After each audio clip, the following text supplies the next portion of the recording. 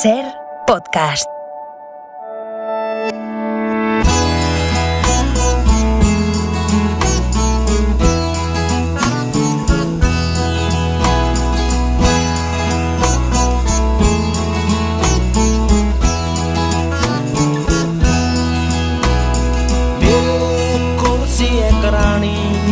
शायद मैं कहमा ओदे कोल सी मैं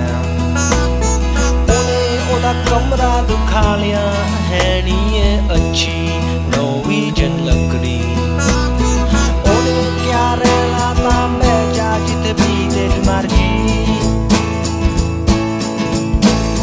मैं आले वाले देखा कोई उठे को सी नी सी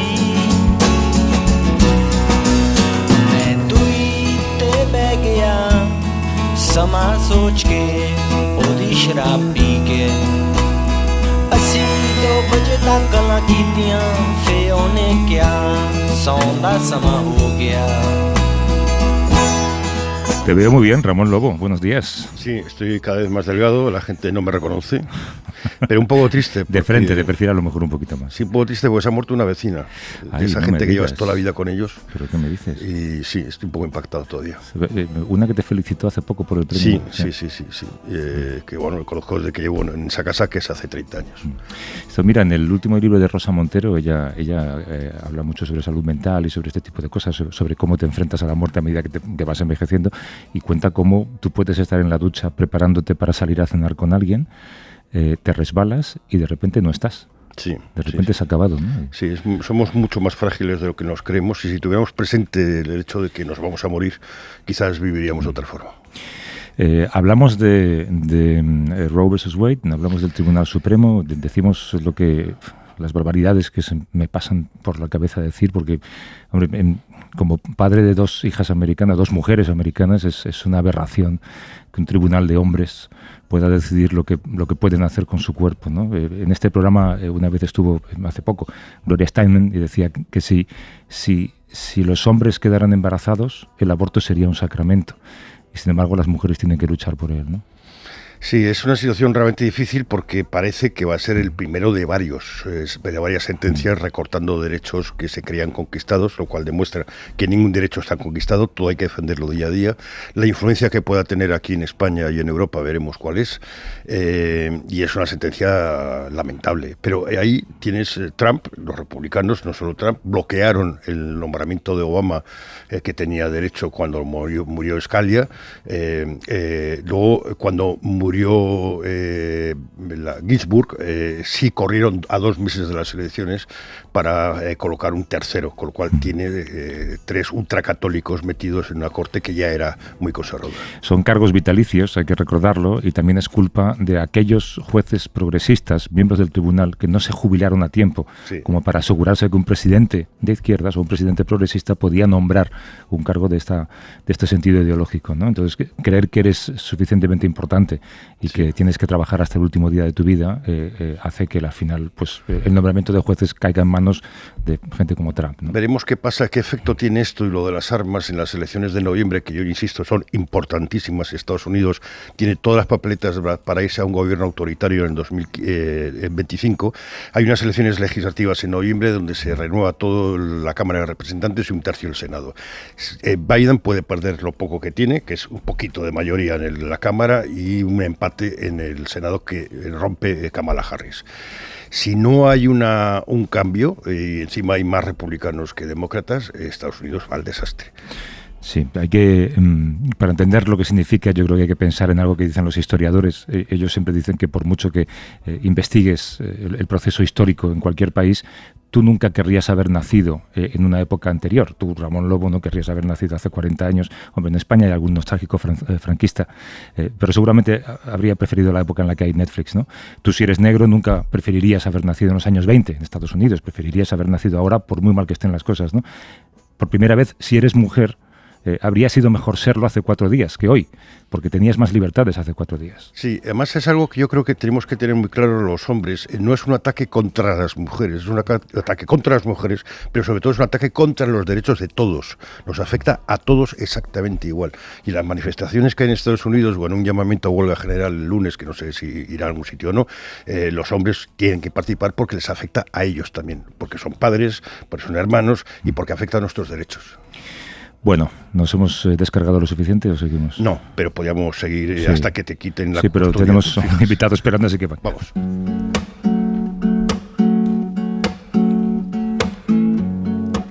Here I go out to sea again. The sunshine fills my head. Esto es lo que queremos hablar ahora, es algo que está por ahí latente, que vamos escuchando pues por aquí y por allá determinadas noticias, determinadas informaciones, y queríamos indagar un poco más en ello. La salud del Papa Francisco, que ha desatado muchos rumores de todo tipo. Hay 2 hechos que han hecho saltar las alarmas. El primero, un problema de rodilla que lleva arrastrando desde hace tiempo y que le obliga a desplazarse en silla de ruedas. En segundo lugar, ha cancelado un viaje muy importante a la República Democrática del Congo y a Sudán del Sur. Tiene 85 años, lleva 10 de pontificado. Yo creo que hay todavía más conjeturas que quinielas. Cuando llegue el proceso de quinielas significará que estamos en otra fase seguramente, ¿no?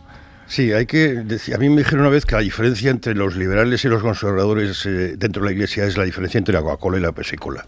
O sea, es un problema de gusto. Pero sin duda este Papa tiene elementos progresistas, por ejemplo, la investigación de la pederastia, que si lo sustituimos en este ambiente ultra en Estados Unidos, en Europa y en otros sitios con un Papa conservador, pues el panorama sería realmente grave.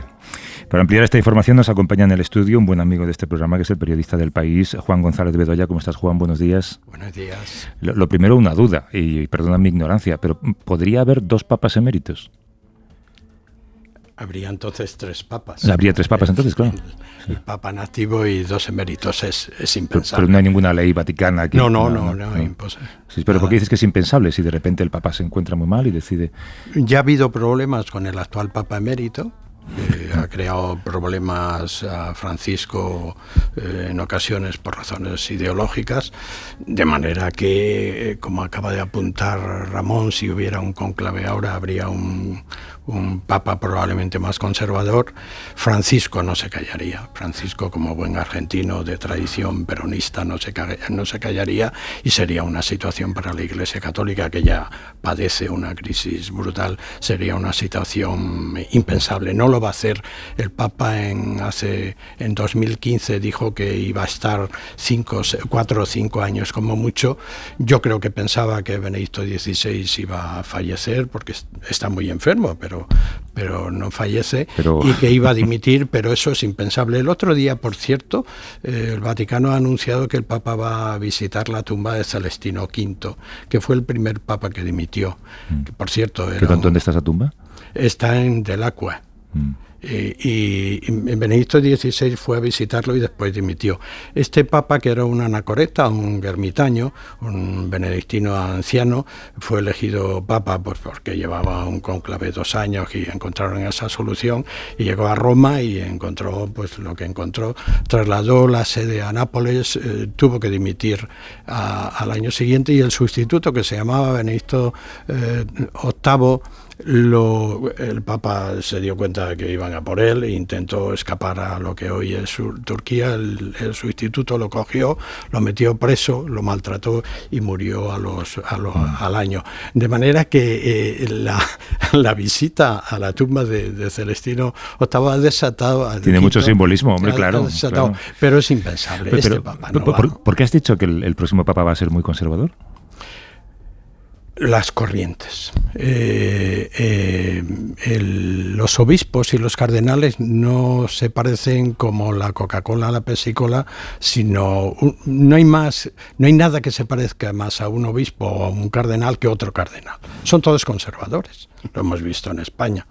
Parece como que el Papa, que ha ido nombrando muchos obispos, iba a cambiar las tendencias en la Conferencia Episcopal, y vemos que la Conferencia Episcopal se opone como gato panza arriba a la investigación por ejemplo, de la pederastia, o hoy mismo salen a la calle y han convocado una manifestación contra el todo, es decir, contra el aborto, contra la investigación con embriones, contra la ideología de género, contra la eutanasia, contra el todo.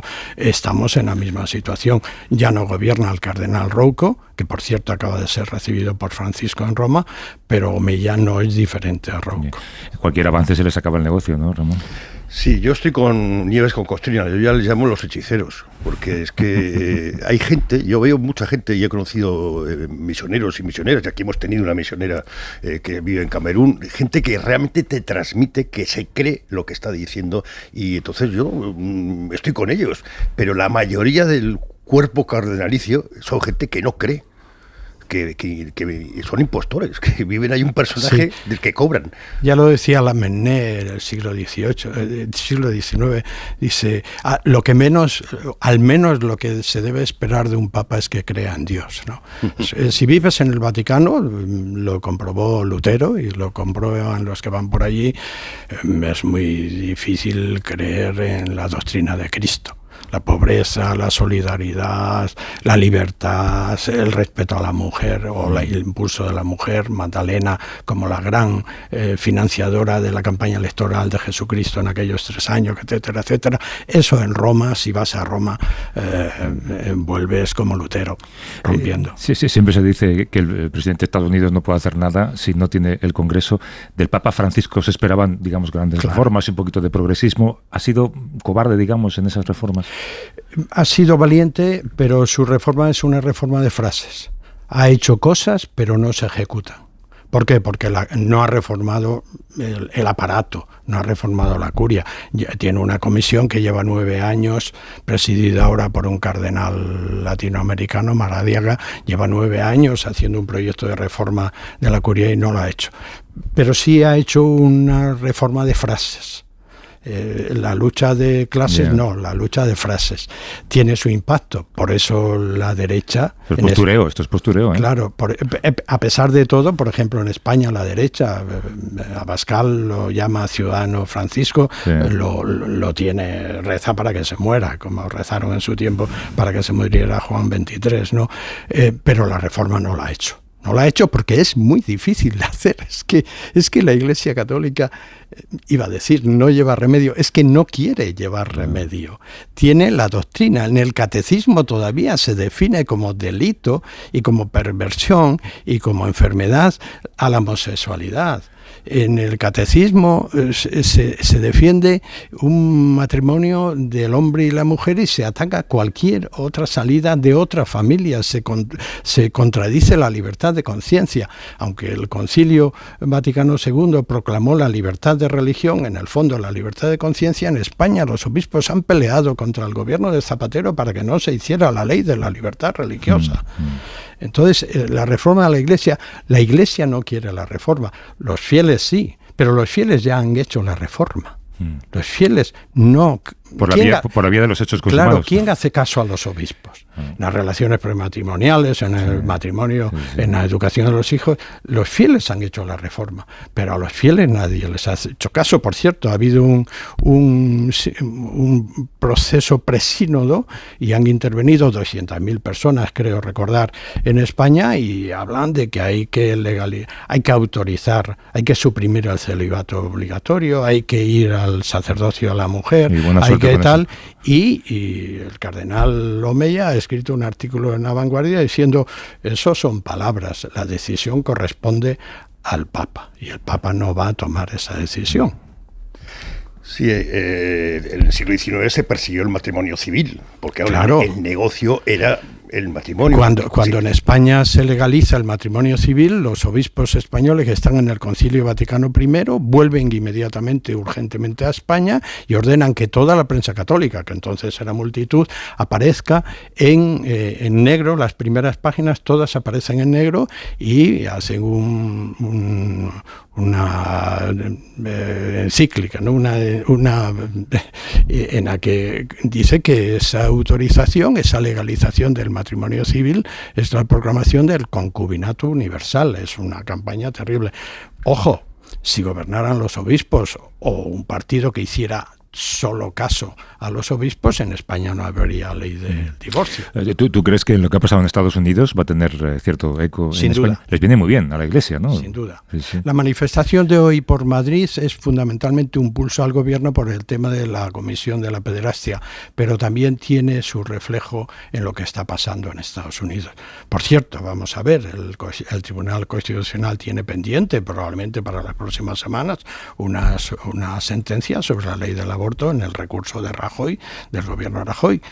El gobierno Rajoy presentó, cuando estaba en oposición, ese recurso de constitucionalidad, después se arrepintió, de hecho provocó la dimisión del ministro de Justicia, Ruiz Gallardón, que cuando se marchó dijo que le daba asco el que no hicieran lo que se decía en ese recurso, pero yo no me fío de que el Tribunal Constitucional tumbe.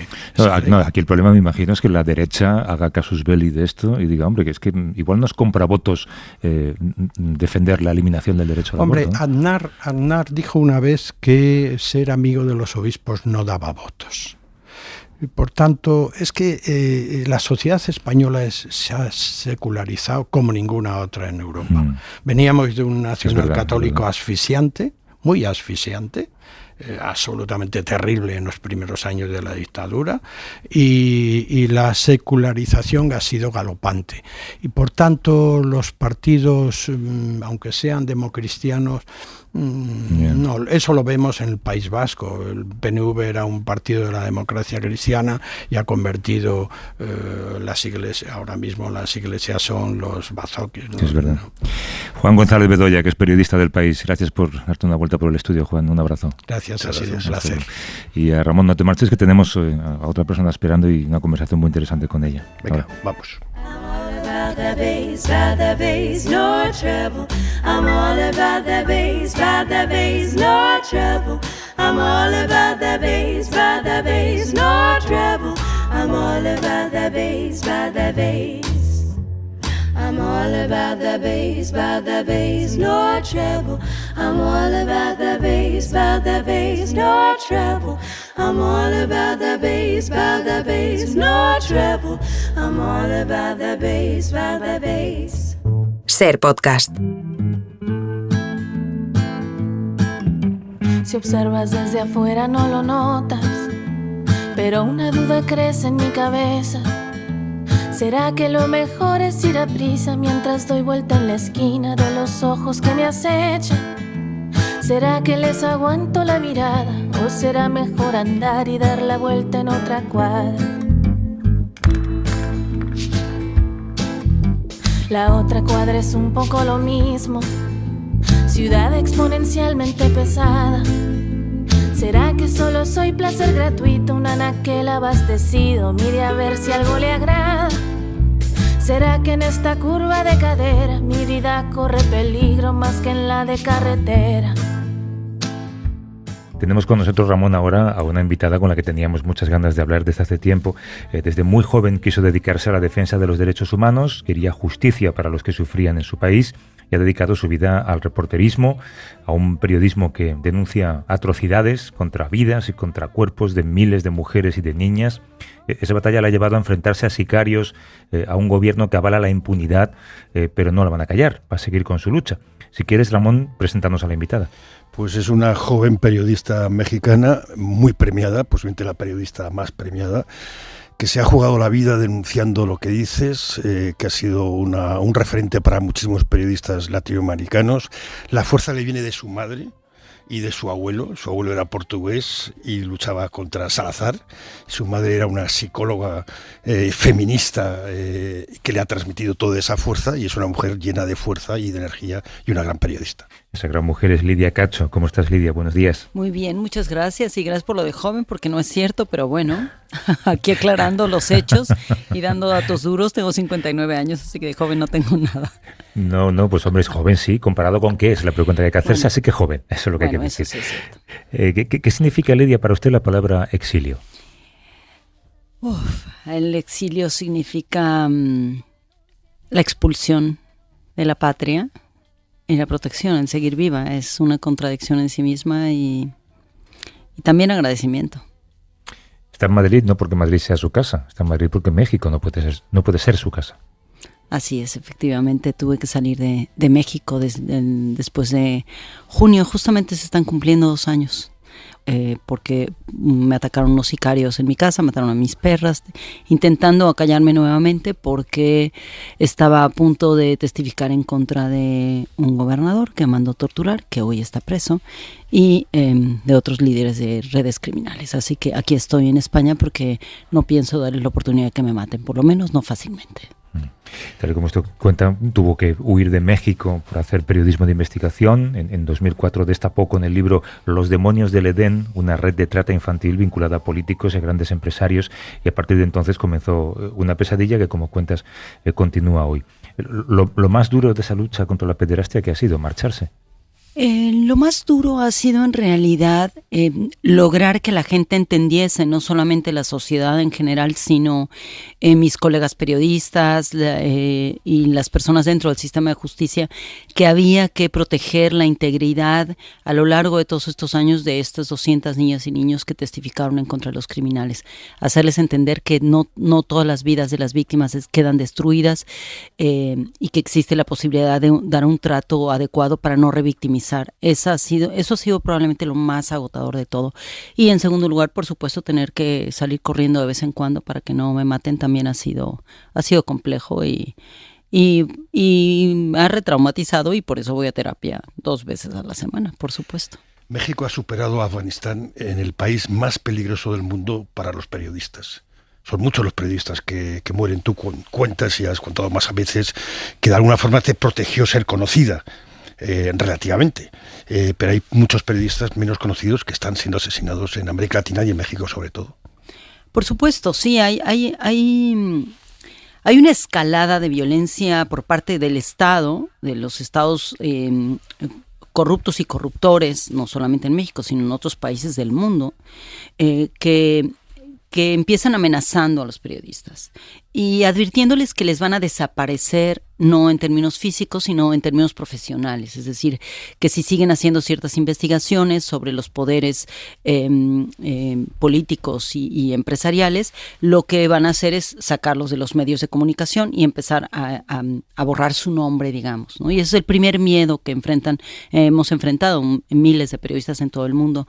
En México lo que sucedió de una manera muy similar a la de Colombia, y lo que ha sucedido en Rusia y en muchos otros países del mundo, Turquía también tiene el mismo fenómeno, es que fue incrementando en la medida en la que las y los periodistas seguimos haciendo nuestro trabajo a pesar de estas amenazas, a pesar de que nos despedían de un medio y de otro y seguíamos y nos fuimos por la libre, y buscamos la manera de publicar, publicando libros, haciendo radio comunitaria. Entonces escaló la violencia, escaló a violencias físicas, a amenazas verbales, a amenazas telemáticas y eventualmente, por supuesto, a casos como el mío de tortura, de otros colegas, secuestros que en México les llaman levantones, igual que en Colombia, que es este hecho que te llevan un militar, unos policías, gente del gobierno, te desaparece 2-3 días, te golpean y te vuelven a soltar por ahí en la calle para advertirte que te calles. Eso genera mucha autocensura, evidentemente, pero habemos algún grupo de personas por todo el mundo que a pesar de ello seguimos adelante. México sin duda es el país con más periodistas asesinados en la historia reciente y periodistas torturadas, perseguidas y amenazadas de muerte, y por haber hecho investigaciones justamente de los vínculos entre la política, la delincuencia organizada y la corrupción empresarial. En esas 24 horas en las que sufrió torturas y amenazas de muerte, pensó que era el fin. Por supuesto, sí, hubo momentos muy claros en los que estaba segura que iba a morir y en los que lo deseé, evidentemente. Cuando eres torturada, una de las finalidades de la tortura, de los expertos torturadores, como son estos policías entrenados por militares, es justamente lograr romper tu voluntad de vivir, por un lado, y por otro lado es hacerte sentir que el agotamiento emocional y el dolor va a ser tan infinito que prefieres que termine, ¿no? Y hubo momentos en los que de pronto como me recuperaba y pensaba, no, claro que no los voy a dejar, como si yo tuviera algún poder sobre ellos, ¿no? En realidad me salvaron los otros, mis colegas periodistas y toda la gente que estaba preparada por si algo me sucedía, ¿no? Porque estaba planeado, además, yo acusé tentativa de homicidio al gobernador que tengo ahora en prisión y a los policías a quienes he logrado sentenciar, porque no solamente me torturaron y me llevaron ilegalmente a la cárcel, intentaron matarme, era la idea. El actual presidente juega a ser populista de izquierdas, pero no cambia nada, porque me contabas antes que va a dar unas medallas a todos los policías que han luchado en todos estos años, y muchos de ellos han practicado desapariciones, asesinatos, torturas, secuestros. No todos son limpios, habrá muchos que son limpios, pero no todos. Sí, el presidente López Obrador inició su carrera política dentro del PRI, ¿no? El partido que es conocido mundialmente porque dominó al gobierno, al Estado mexicano durante décadas, 70, un poco más de 70 años, y éramos un país unipartidista controlado absolutamente por esta que le llamaron en algún momento suave dictadura. Y bueno, viene de ahí, viene de esa escuela, de un populismo lleno de contradicciones, profundamente conservador, moralino, de raíces cristianas, que se dice progresista pero no lo es, que se dice liberal pero a veces no lo es, depende desde donde tomes la palabra liberal, desde donde la analices. Y lo que hace López Obrador todas las mañanas es denigrar y desacreditar a la prensa todo lo que puede, porque quiere debilitar a los medios para no ser analizado, para que no hagamos nuestro trabajo, por un lado, y por otro lado, evidentemente, en este último acto que ha hecho en estos últimos días, en voz del representante, del vocero del ejército mexicano, es que se va a hacer un homenaje a los soldados que entre el 68 y el 74 y durante la Guerra Sucia de México desaparecieron a cientos y cientos de estudiantes, de profesores, de profesoras y de activistas en México. Les desaparecieron, les torturaron, les asesinaron. Va a premiar a eso, y eso suena, nos recuerda, nos trae los ecos de Chile y de Argentina, y es terrible. Claro, esto habla o ha contado que es como un triunfo haber logrado encarcelar a casi todos los imputados y a los policías que la torturaron, y es magnífico haber podido hacerlo. Pero ¿eso le ha ayudado o ha logrado perdonar también a esos captores? Sí, definitivamente sí, y no los perdoné porque sea muy buena persona, sí lo soy, pero no los perdoné por eso. Los perdoné porque aprendí después de haber sido torturada, cuando salí, estuve hospitalizada por la tortura y el maltrato físico, que no podían colonizar mi espíritu, mi cuerpo. Es algo que aprendí mi madre. Mi madre me lo dijo claramente: si ellos se quedan ahí, colonizan tu cuerpo y tu memoria. Y yo estaba dispuesta a trabajar todo lo que pudiera para ello. Y el día que testifiqué en contra del jefe de mis torturadores, el jefe de la policía, él sonreía mientras yo hablaba, y le dije que ya lo había perdonado, que esperaba que le dieran la sentencia más elevada, que fueron 7 años por tortura, que no es nada, pero bueno, es algo porque son de las primeras sentencias históricas en México. Y lo perdoné por eso, porque no lo quiero ni en mi memoria, ni en mi piel, ni en mis pesadillas, ni en nada de mi vida. Y ahí está él, pagando lo que hizo y dándole la lección a otros periodistas, a otros policías, de que si torturan, terminarán en la cárcel. Tú eres periodista y eres mujer en un país con feminicidios, casi 10 diarios. Ser mujer es muy peligroso. Ser mujer siempre ha sido peligroso. Ahora que publiqué este nuevo libro, Cartas de Amor y Rebeldía, estaba revisando mis diarios de cuando tenía 12 años y fue absolutamente revelador, porque eran diarios a los que no había vuelto en mucho tiempo. Y me doy cuenta que desde los 12, 13, 14 años estoy tratando de cuestionar todo esto, con la voz de una niña, por supuesto, de lo difícil que es andar por las calles sola, por ejemplo, ¿no? De todas estas lecciones que aprendes, de tienes que ir con alguien, tienes que caminar siempre acompañada. Recuerdo que mi madre me decía cuando era niña, a mí y a mi hermana mayor, si van por la calle y sucede algo malo a ustedes o a otra persona y ven a un policía, no vayan con él, corran al lado contrario y entren a una tienda, una papelería y pidan ayuda. Desde niña esa era la historia en mi país. Los policías daban mucho miedo porque casi siempre, no todos, pero casi siempre estaban del lado de los corruptores y de la impunidad. Qué horror, claro, los asesinatos de mujeres en México, que son producto de una sociedad profundamente violenta y que además ha normalizado la violencia de género, llegan a ser casi 10 diarios. ¿El gobierno hace algo? ¿Es consciente de que esto pasa? Bueno, el presidente López Obrador ha dedicado los últimos 11 meses a hacer una campaña negacionista sobre el feminicidio, comparándolo con los homicidios, es decir, con los asesinatos de hombres, sin entender el fenómeno complejo que implica el feminicidio. Es decir, sí es cierto que hay muchas más muertes de hombres, asesinatos de hombres y niños en el país, pero estos son perpetrados en el 99.9% de los casos por hombres y los feminicidios son también perpetrados por hombres, y se trata de una cultura profundamente violenta que tiene que ver con, por un lado, la delincuencia organizada, por otro lado los delitos comunes, y en el caso de las mujeres es concretamente por ser mujeres, es decir, tiene mucho que ver con las mujeres que exigen su libertad, un poco como en España, aunque aquí el fenómeno es mucho más pequeño, pero hay que tener mucho cuidado porque esto crece velozmente. Yo cada vez que veo un feminicidio en España recuerdo cuando en 1994 ahí sí era jovencita, y fui una de las 3 primeras reporteras que cubrió los feminicidios en Juárez, y nadie nos creía cuando decíamos esto se puede convertir, esto tiene un patrón, hay un patrón criminal y esto se puede convertir en un problema incluso cultural, y pensaron que exagerábamos y que estábamos casi ficcionando lo que documentábamos, y ahora conocemos la realidad. Así que siempre hay que tener mucho cuidado con cómo nos negamos lo que existe, ¿no? El machismo ambiental en México, en España, ¿dónde se combate? ¿Desde la escuela, en la educación, desde los medios de comunicación? Yo creo que desde todos los anteriores, sin duda.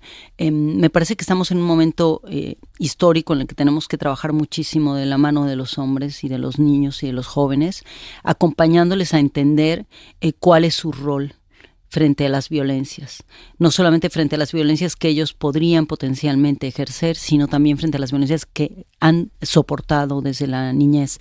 Yo escribí un libro que se llama Ellos Hablan, entrevistando solamente a hombres, todo el libro es sobre hombres.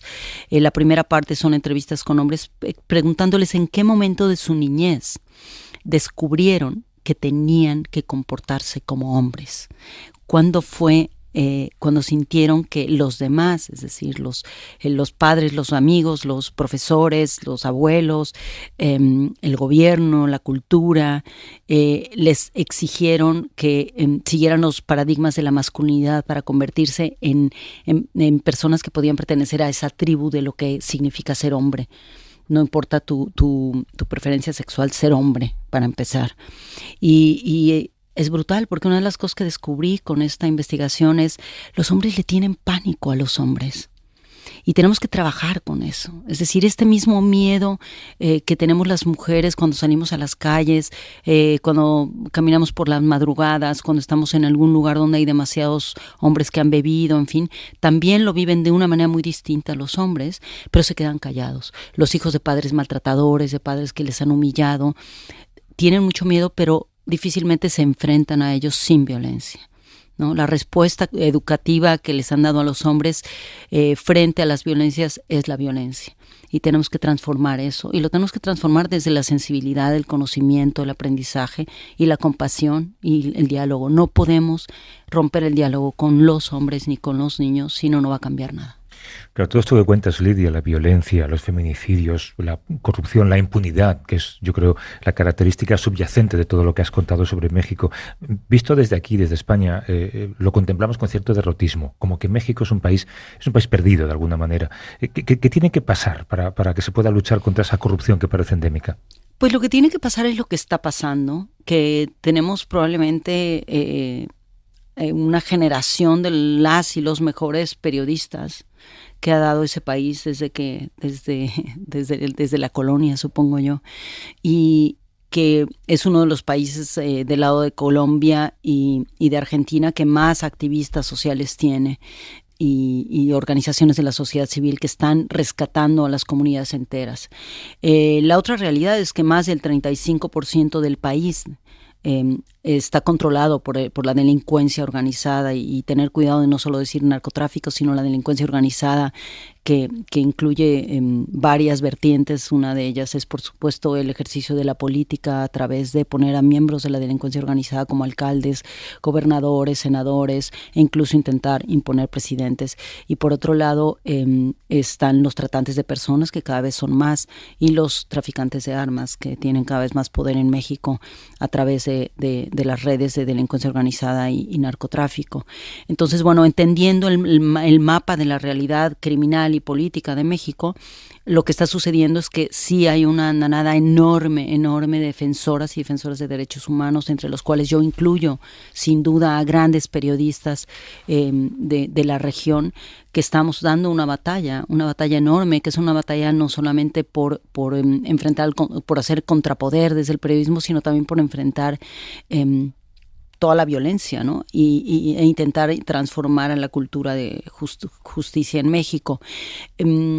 Una cosa que hemos hecho muchos de nosotros, yo por ejemplo como feminista he dado muchos cursos a policías, muchísimos años, y después de que fui torturada, una amiga que trabaja en el ejército y que da capacitación a militares de temas de equidad de género, de cuidados, de cómo atender a las víctimas, a mujeres y niñas víctimas de diferentes delitos, cuando la Guardia Nacional o el Ejército Mexicano tiene que llegar a atenderles o ya sea en una crisis humanitaria o en algún caso de ataques de la delincuencia organizada. Mi amiga me preguntó si después de haber sido torturada sería capaz de volver a darles capacitación. Le dije, por supuesto, más que nunca. Y en mi experiencia hay muchísimos policías, tanto hombres como mujeres y personas en el ejército que entraron porque quieren cambiar las cosas. Así que hay que seguir mirando también a aquellas personas que se atreven, al juez que ha sentenciado, los jueces y las juezas que han sentenciado a los más de 35 personas que yo he metido a la cárcel vinculadas con mis casos y con otros casos de pornografía infantil y de trata de niñas y niños. Es decir, sí es una batalla entre el bien y el mal, y yo sí creo que aunque cueste mucho trabajo y aunque sigan intentando aniquilarnos, podremos ganarla. Tú decías que de alguna forma la deuda era con la gente que ha hablado contigo, los niños y las niñas que te han contado sus historias y te decían que contaban su historia para que tú cambiaras algo contando la historia, para que sirviera de algo su dolor. Eso te creó una responsabilidad de llegar hasta el final. Bueno, esa es la responsabilidad de todo periodista, por lo menos todo reportero que entrevista a un ser humano, ¿no?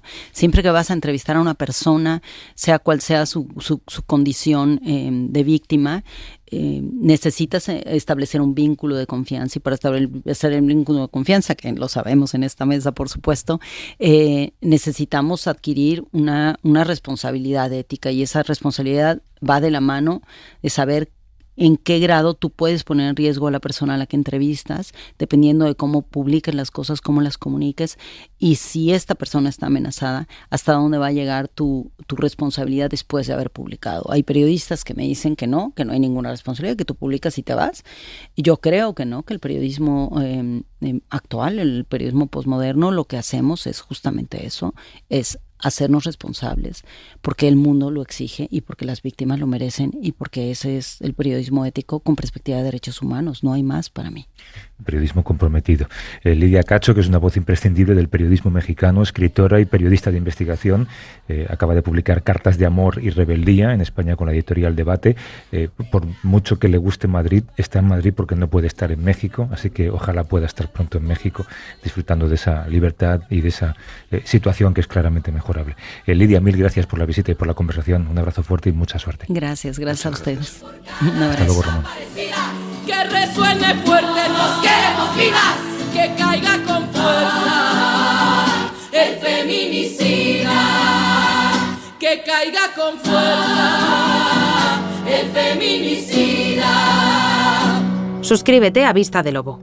Todos los episodios y contenidos adicionales en la app de Cadena SER y en nuestros canales de Apple Podcast, Spotify, iVoox, Google Podcast y YouTube. Escúchanos en directo en la SER los domingos a las 8 de la mañana. Cadena SER. La radio.